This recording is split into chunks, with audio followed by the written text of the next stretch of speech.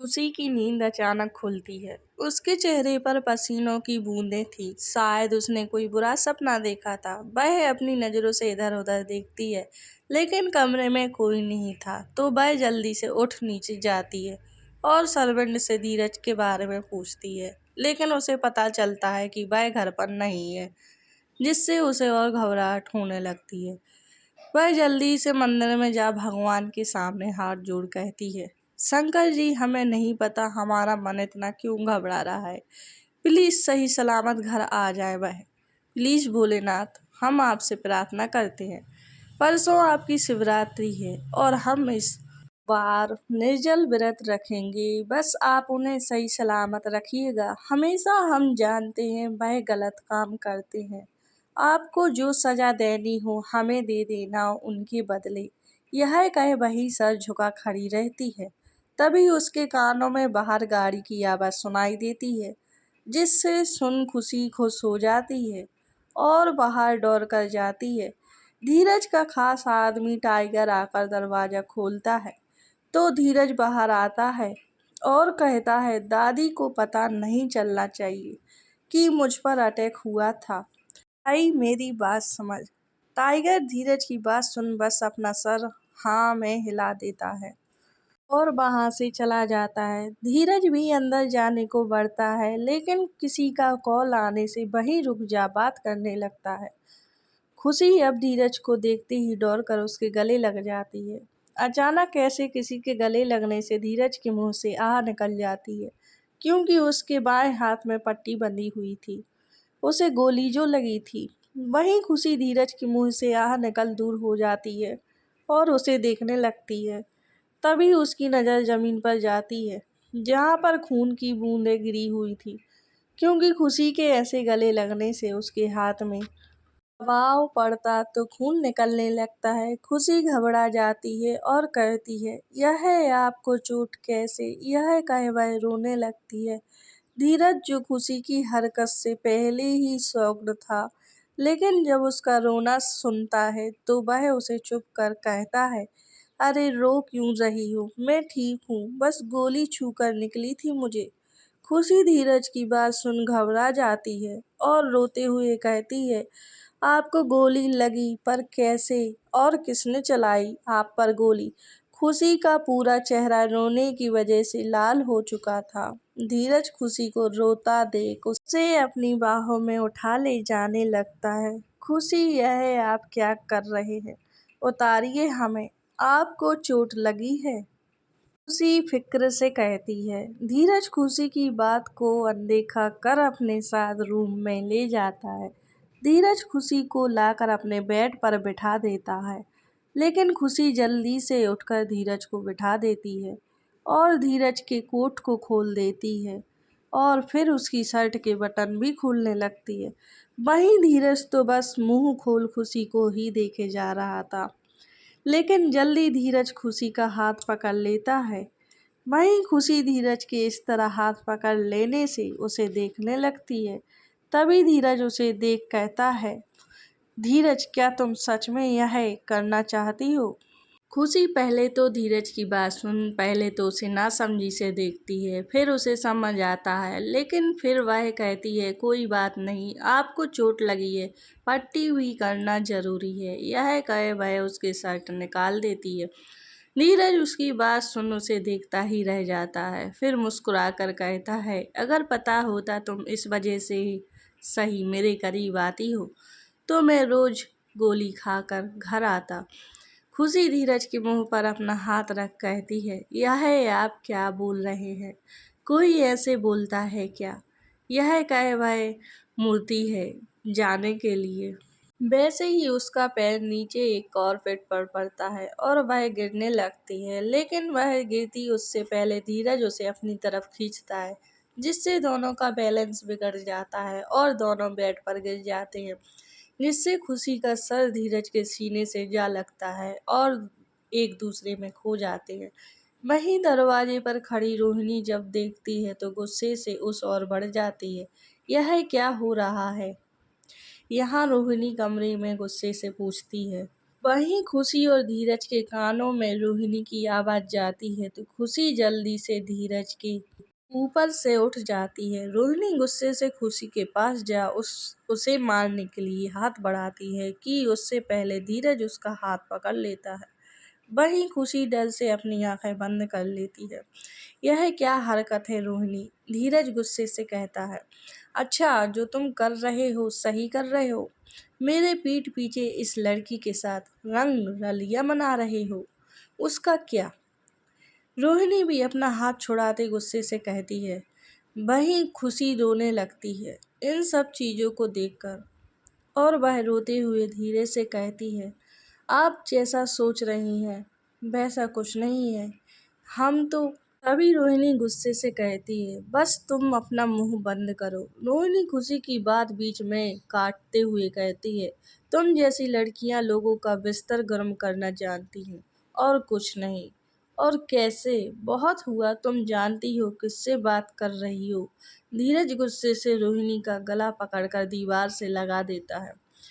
रोहिणी धीरज के ऐसे करने से बुरी तरह शॉक्ड हो जाती है और अपना गला धीरज से छुड़ाने लगती है। वहीं खुशी धीरज को ऐसे देख बुरी तरह डर जाती है और वह भी धीरज को रोहिणी को हकलाते हुए छोड़ने को बोलती है। वहीं धीरज के कान में जैसे किसी की आवाज गई ही नहीं और वह और ताकत से अपना जोर लगा रोहिणी से कहता है, सी इज माई वाइफ, अंडरस्टैंड। तो आइंदा से मेरी वाइफ के खिलाफ कुछ कहा तो मुझसे बुरा कोई नहीं होगा। यह कहे वह उसे झटके के साथ उसे छोड़ देता है जिससे रोहिणी जमीन पर गिर जाती है।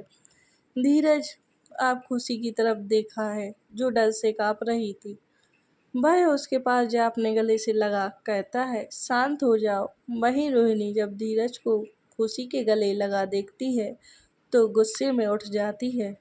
खुशी धीरज को शांत देख उसके चेहरे को देखने लगती है कि अचानक उसे धीरज के चेहरे पर दर्द की लकीरें दिखती हैं और वह धीरज से दूर हो उसे देखती है कि उसकी नज़र रोहिणी पर जाती है जिसने उसके पीठ पर चाकू चलाया था। खुशी यह देख जल्दी से रोहिणी को धक्का देती है और रोहिणी गिर जाती है। तब तक वहाँ टाइगर आ जाता है और वह रोहिणी को अपने साथ ले जाने लगता है। तभी रोहिणी कहती है, बहुत पछताओगे तुम धीरज। मत भूलो अगर तुमने मुझे खुद से दूर किया तो कहीं उसकी कीमत कोई और ना चुकाए। यह कहे वह हंसने लगती है तो टाइगर उसे खींचते हुए ले जाता है। वहीं धीरज के चेहरे पर कुछ परेशानी के भाव दिख रहे थे। रोहिणी की बात सुन तभी खुशी जल्दी से धीरज के पास जाती है। उसकी आंखों में आंसू थे। नम आंखों से कहती है, आपको कितनी चोट लगी है, चलिए डॉक्टर के पास चलते हैं। धीरज खुशी को रोता देख उसके आंसू पोंछते हुए कहता है, शांत हो जाओ, मैं ठीक हूँ। खुशी कहती है, नहीं आप ठीक नहीं हैं। यह कह वह धीरज का हाथ पकड़ ले जाने लगती है। तभी वहाँ टाइगर डॉक्टर को ले आता है। खुशी डॉक्टर को देख जल्दी से उनके पास जा धीरज को देखने के लिए कहती है। डॉक्टर भी धीरज को पट्टी कर देते हैं और खुशी के पास आ कहते हैं, ऊपर में ही कट लगा है, अंदर तक चाकू नहीं गई थी। वह ठीक है और यह दवाइयाँ उन्हें टाइम पर दे दीजिएगा, वह जल्दी ही ठीक हो जाएंगे। यह कहे वह खुशी को देखने लगता है। धीरज की नज़र जब डॉक्टर पर जाती है तो गुस्से से भर जाता है और कहता है, ऐसा ना हो तुम अपनी जान गंवा बैठो तो अच्छा हो अपनी आंखें नीचे कर लो। वहीं डॉक्टर के कानों में जब धीरज की बात जाती है तो वह डर से कांप जाता है और जल्दी वहाँ से निकल जाता है। वहीं खुशी तो बस कंफ्यूज हो उस डॉक्टर को जाते हुए देखती रह जाती है जिससे धीरज का और गुस्सा बढ़ जाता है। यहाँ आओ मेरे पास, धीरज गुस्से से कहता है। वहीं खुशी के कानों में धीरज की आवाज़ पड़ी तो वह उसकी तरफ देख डर जाती है और डरते हुए अपने कदम उसकी ओर बढ़ा देती है।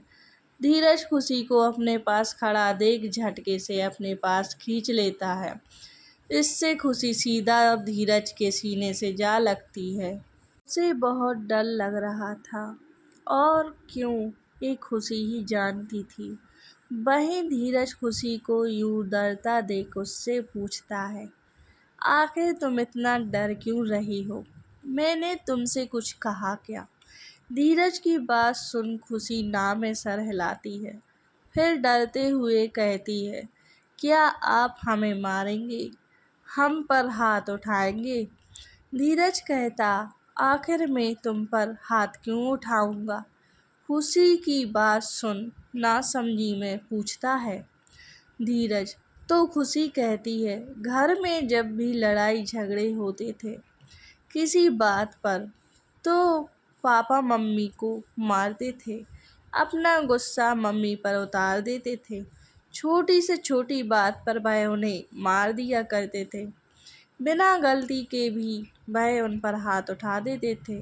तो मैं मम्मी से कहती थी, आप क्यों यह सब सहते हैं?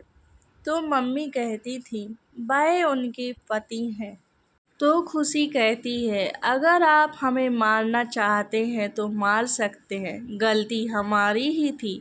आपको हम जबरदस्ती यहाँ पर ले आए, और ना हम आपको यहाँ लाते, ना रोहिणी आपको मेरे साथ।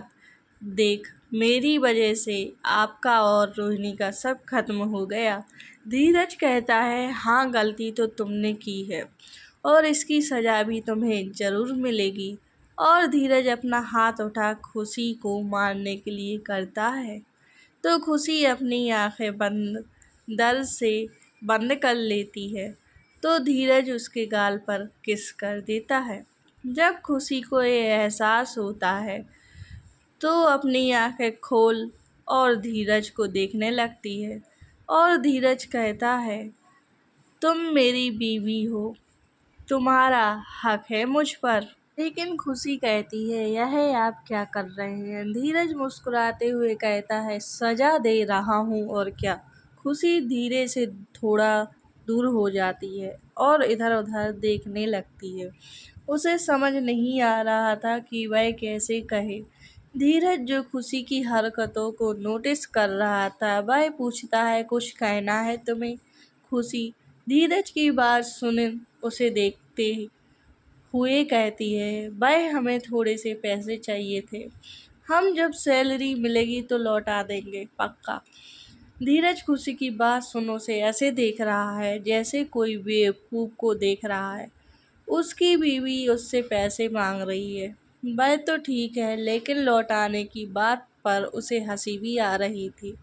तभी वह पूछता है, कितने चाहिए? खुशी कहती है, बस 2000 चाहिए, कल से सावन चालू है, तो बस पूजा का कुछ सामान लेना है। तो फिर धीरज कहता है, खुशी की बात सुनकर हंसने लगता है और कहता है, तुम्हें लगता है कि अगर तुम मुझे 2000 नहीं दोगी तो मुझे कुछ फर्क पड़ेगा? खुशी कहती है, हाँ जानते हैं आप बहुत पैसे वाले हैं, लेकिन हमारे लिए 2000 भी बहुत है। कहते वक्त वह धीरज को घूरने लगती है।